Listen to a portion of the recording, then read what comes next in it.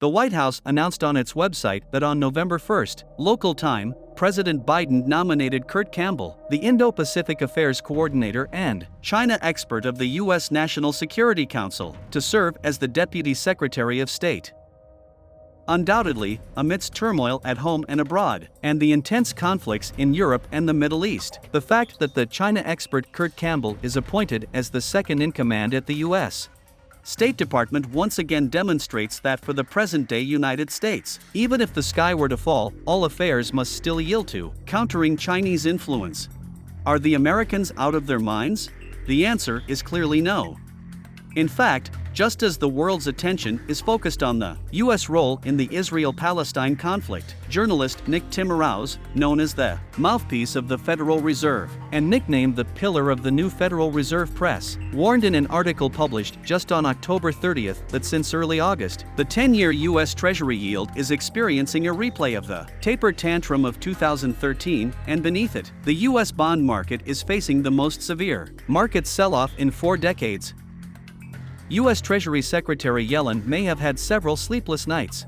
Now, under the huge liquidity crisis, U.S. Treasury bonds, once viewed as a delicacy by central banks worldwide, are being severely shunned. This sentiment has even spread to the Federal Reserve, which has always been seen as a reservoir for U.S. bonds. The sell-off of $840 billion in U.S. bonds has further exacerbated market panic, and the China's zeroing of U.S. bonds, which has been speculated multiple times but no one dared to break, has once again become a hot topic in public opinion. Beneath all of this, international gold prices have skyrocketed by 8% in less than a month, setting a new record. In most interpretations, the surge in gold prices, considered a natural safe haven asset, is naturally attributed to the current hot Israel-Palestine conflict. However, if we think about it for a moment, it becomes clear that the Israel-Palestine conflict is only a surface issue. The ultimate trigger for the world's 2 major blocs confrontation and the subsequent turmoil in the U.S. dollar monetary system is the fundamental reason for the short-term surge in gold prices. In this video, we will focus on the recent global surge in gold prices and discuss the following topics: the relationship between gold and the U.S. dollar, the collapse of the Bretton Woods system, money and wealth, and America's new adversary.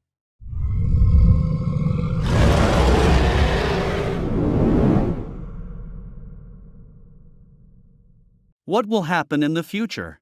Before answering this question, perhaps we should take a look back at a particular point in history. On March 14, 1968, the staff of the London Gold Exchange, under the mechanical process of gold trading, were completely stunned by the ongoing digital gold trading. In just 2 hours, the total outflow of gold on the books of the London gold market reached more than 100 tons. In order to suppress the ensuing selling of the U.S.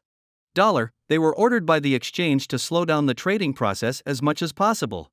Representatives of the world's 5 major gold banks and the 8 member countries of the gold reserves were already meeting in the first moments of the crisis to discuss ways to respond.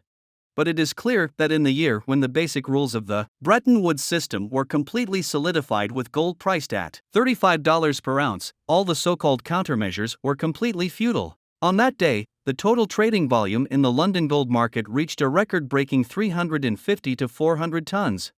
The 8 gold reserve countries, including the United States, the United Kingdom, France, Switzerland, Germany, Italy, the Netherlands, and Belgium, could only helplessly watch their emptied gold vaults and the continuously soaring U.S. dollar on the books, sighing in despair. All the blame is on the United States. Since the United States launched the Vietnam War in 1955 to pay the ever-increasing exorbitant war expenses, as the dominant country in the Bretton Woods system, the United States once resorted to excessive issuance of the U.S. dollar as the only means of shifting the war costs to the countries within the system.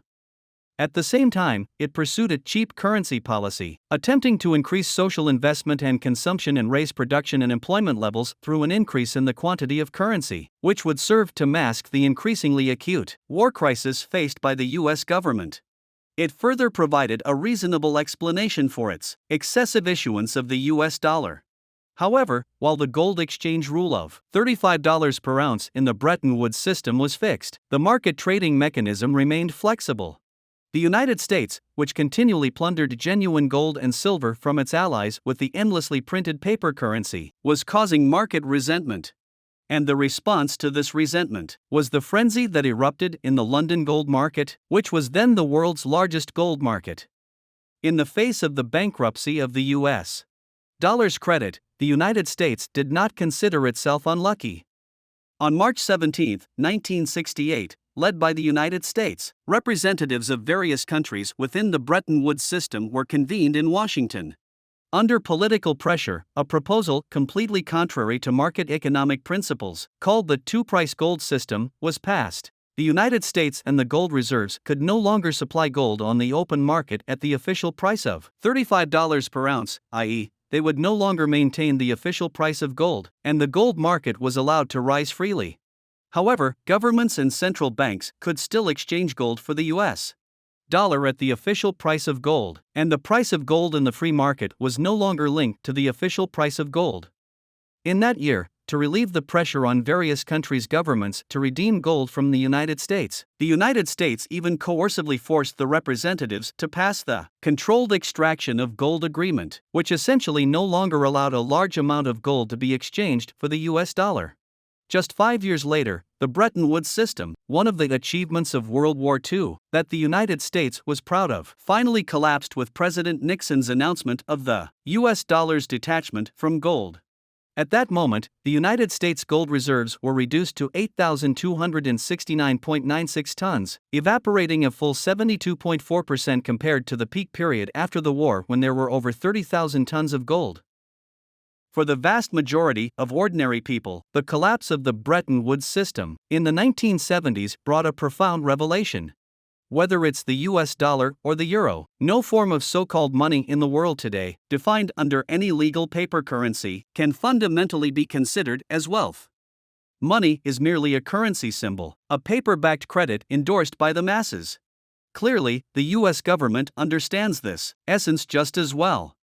So we see that after the collapse of the Bretton Woods system, the US government, aware that the growth of gold could not keep up with the speed at which the US dollar was being excessively issued, directly pushed for the US dollar to be detached from gold, binding and hijacking God knows how much, but everyone can't do without oil.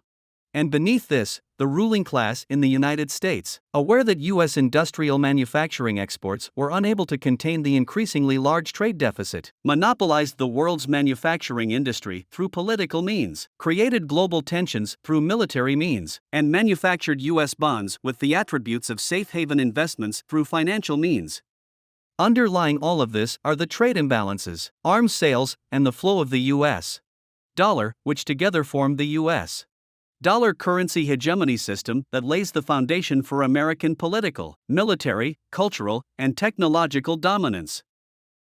But it's quite clear that Made in China has shone brightly in the global trade system since the early 21st century, profoundly disrupting the calculations of the Americans.